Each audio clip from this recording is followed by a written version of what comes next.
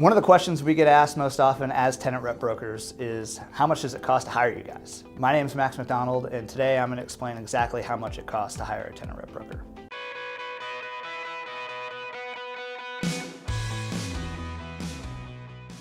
So a tenant rep is someone that is hired to specifically represent the tenant's best interests. So just like a landlord would hire a landlord rep to represent their building and represent them in a real estate transaction, tenants hire tenant rep brokers to facilitate the transaction, to only have the tenant in their best interests when going through the real estate transaction, to make sure that the tenant is protected in dealing with their leases with the landlord. We're going to maximize your flexibility, we're going to mitigate your risk, and obviously we're going to save your time and your money.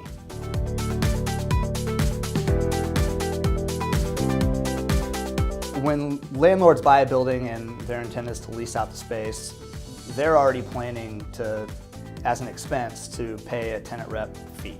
The fee is 4% of the gross number that the tenant pays throughout the life of the term. As an example, if you're signing a 5-year lease in 5,000 square feet and your rental rate is $30 a foot, all three of those amounts multiply to be the total amount that the tenant pays over that 5-year period. And so the fee for a tenant rep is 4% of that total amount that you're paying over the life of your lease. The landlord, whenever any transaction that they are going through, they have already pro-formed out and are planning to pay a total of a 6% commission. And that 6% commission gets split up between the landlord's representative and the tenant's representative. And typically in Austin, the breakdown of that percentage is the tenant rep receives 4% of the fee and the landlord rep receives 2% of the fee.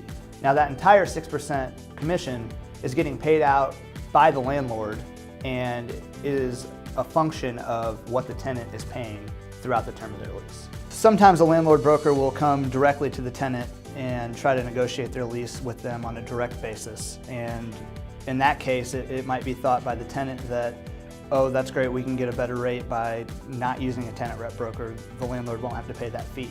When in reality, a landlord is typically contractually obligated to pay their landlord broker a higher fee in the event that there is no tenant rep broker. So the savings that the tenant thinks they might be getting by not using a tenant rep actually is going to the landlord rep.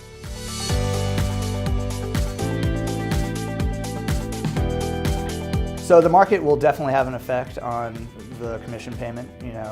Standard right now is 4%, and sometimes when the market is a little more down, or even when it's not, you'll see additional percentages as an incentive to bring a tenant to a certain property. Likewise, you may see a knock on the commission based on specific market trends that might be happening. Different product types can have the same effect, just as the market can have the same effect on how commissions are paid. Sometimes different product types command a different commission. Purchases certainly command a different commission. Those are broken up a little differently. In a lease transaction, you would see a tenant rep get 4% and a landlord rep receive 2% of the total 6% commission. In a purchase transaction, that fee is split 3% for the buyer's agent and 3% for the seller's agent. So still 6%, but a little bit of a different way to get there. For more information about how much it costs to hire a tenant rep broker, be sure to check out the full article on our blog. And remember, nobody knows Austin better than AQUILA.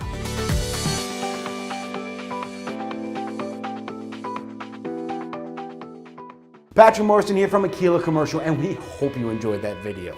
Click here to subscribe because we are coming out with videos weekly. Click up here to watch another great commercial real estate video. And click here to watch me dance. Oh, you clicked it. Oh, ooh.